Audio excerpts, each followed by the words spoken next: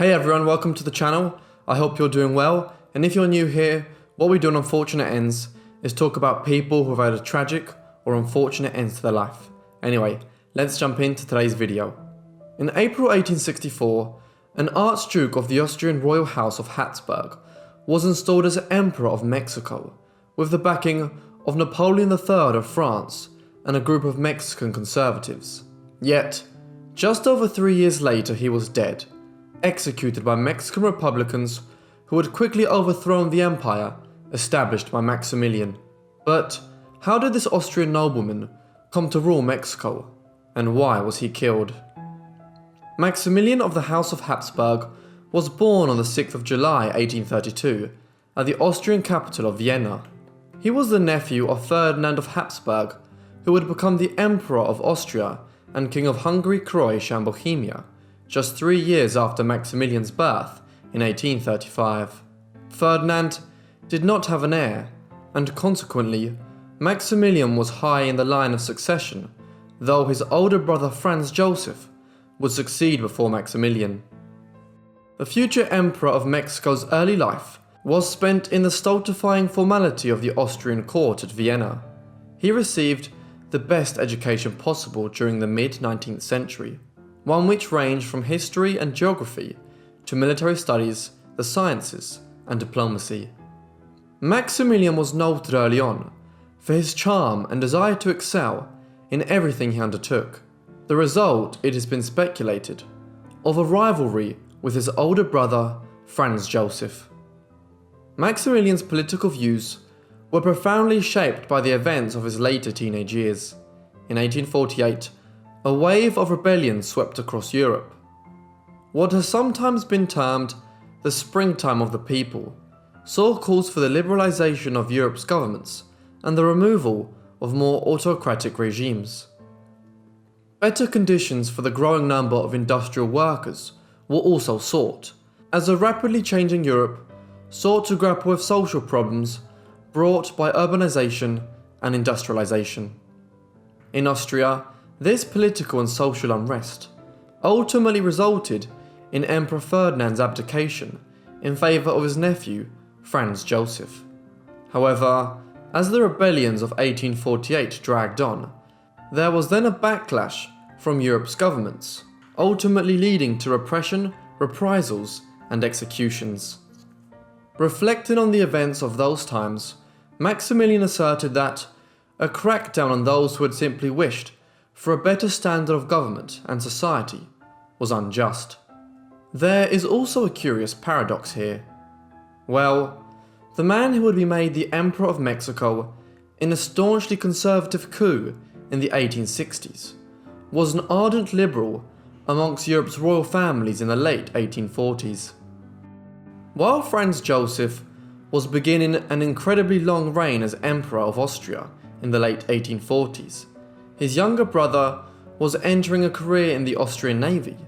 He joined at 18 and by 22, owing to his position as a member of the royal family, was serving as Commander-in-Chief of the Imperial Austrian Navy.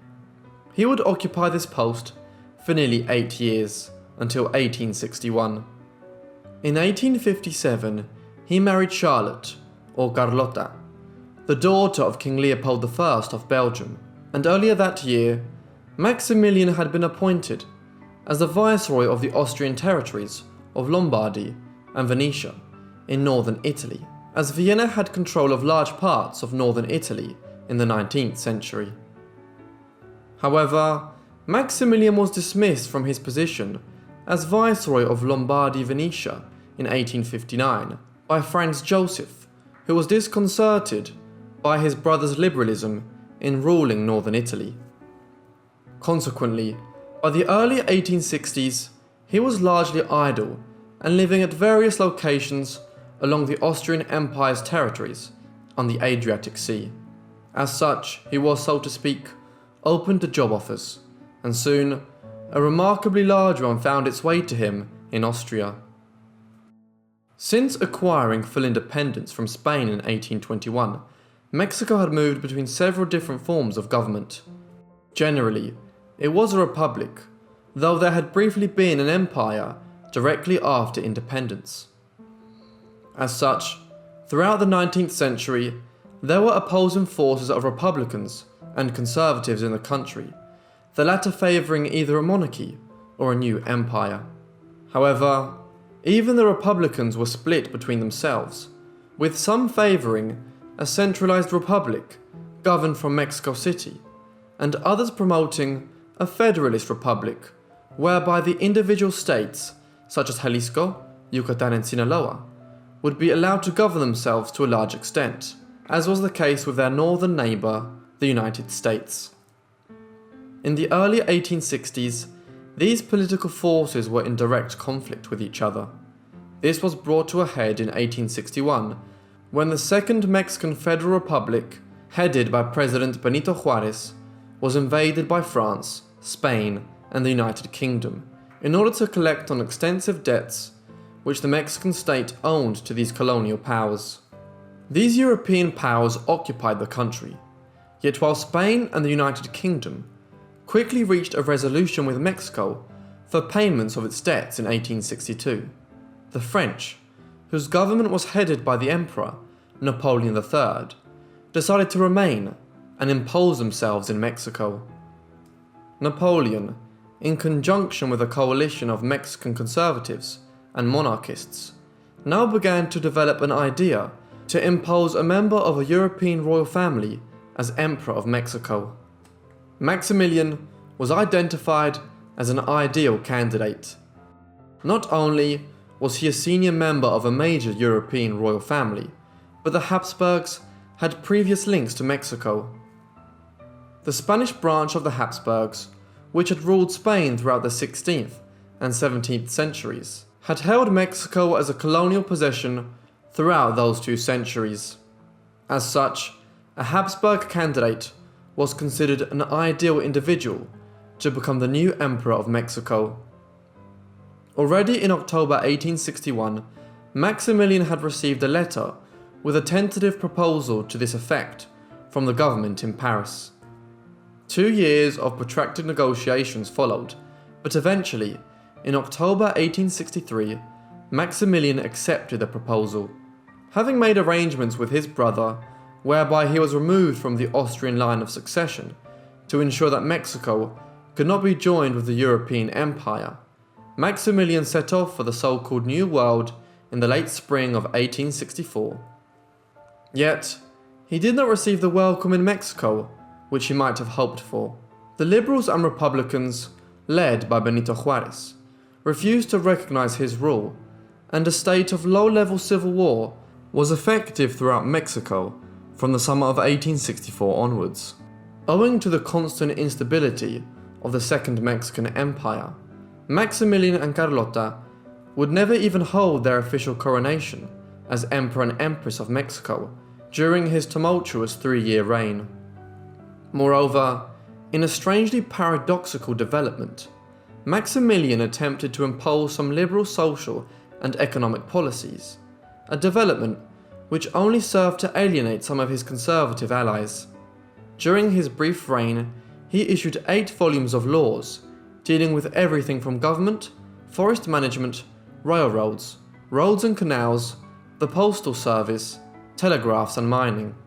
He also passed legislation guaranteeing equality before the law and to promote the rights of workers. The strength of these was seen in later years, when workers actually had fewer rights under the liberal Republicans. Finally, Maximilian had been planning to introduce a system of free universal primary school education, a move which would have put Mexico ahead of most of its European counterparts in this respect. But for all that Maximilian issued liberal policies, these would take time to show results for the Mexican people. By contrast, his efforts to secure control of the country had an immediate impact and a wholly negative one. On the 3rd of October 1865, a black decree was passed targeting the Republicans. This gave the courts the right to prosecute with martial law any individuals dealing in armed associations without legal authority. Use of the Black Decree resulted over the next year and a half in the execution of as many as 11,000 of Benito Juárez's supporters, and the bloodshed was ineffective.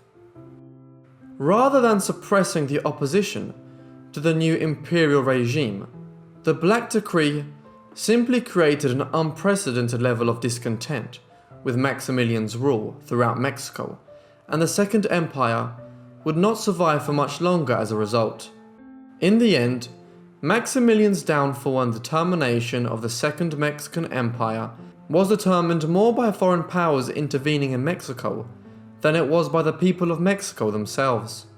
When France had first begun conspiring in Mexico in 1861, the United States was just about to enter into a bloody civil war.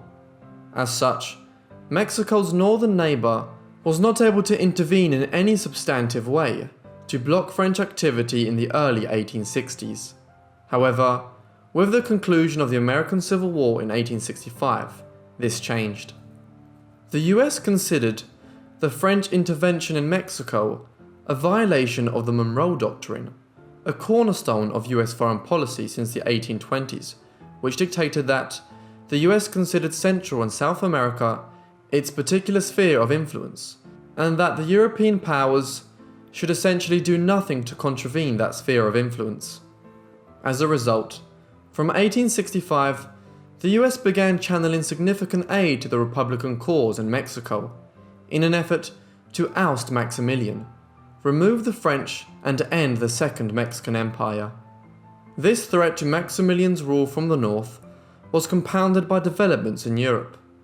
In the 1860s, Prussia, the largest state in Germany, was expanding rapidly.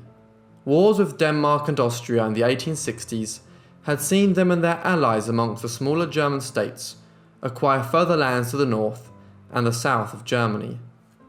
The latter Austro-Prussian War of 1866 was the incident which now led Napoleon III to begin ending his intervention in Mexico and bringing French troops back to Europe. He quite rightly believed that the Prussian Chancellor, Otto von Bismarck, would soon be looking to go to war with France. Hence, by the end of 1866, Maximilian had largely been abandoned by his ally, and his enemies within Mexico were receiving increasing aid from the United States. Napoleon actually advised the emperor that he should leave Mexico, but Maximilian's actions from this point onwards were dictated by an extreme sense of his own dignity as emperor. As such, in February 1867, he retired with a force of approximately 8,000 imperial troops to Querétaro City, just over 200 kilometers northwest of Mexico City. Here he would make his last stand. Within weeks, Querétaro was under siege by a large Republican army. Eventually, on the 15th of May, the last imperial stronghold was seized. A final effort was made to smuggle Maximilian out of the city, but when this failed, he was arrested on the 16th of May. The Second Mexican Empire was now at an end, and Benito Juárez resumed his position as the president of the restored Mexican Republic. He refused to pardon Maximilian, and the only man who had served as emperor of the Second Mexican Empire was executed within weeks of the end of his regime. The execution was carried out at Querétaro City on the morning of the 19th of June 1867. It was a dignified end. Maximilian paid each of the men in the firing squad a significant sum of money and asked that he not be shot in the head, in order that his mother could see his face when he was brought back to Europe for burial. He died almost instantaneously when the soldiers fired. Following Maximilian's death, his body was embalmed to preserve it before it could be taken back to Europe. This transit was not undertaken until January 1868, following which the Mexican emperor was interred in the Habsburg Imperial Crypt in Vienna. His burial was as strange as the course his life had taken in the 1860s. Well, the liberal member of a major European dynastic family became a figurehead for a conservative imperialist empire, and it was all ultimately a spectacular and bloody failure. Thank you so much everyone for watching this video on Maximilian. I hope you enjoyed. If you did, make sure to leave me a like and a comment down below. And if you're new, why not subscribe? If you have any suggestions, you can send them to my email or my Instagram, which are both in the description, or you can also leave them in the comments. Make sure to have notifications turned on so you get all my videos as soon as they're uploaded. And that's all from me. So I'll see all of you in the next Unfortunate Ends. Thanks.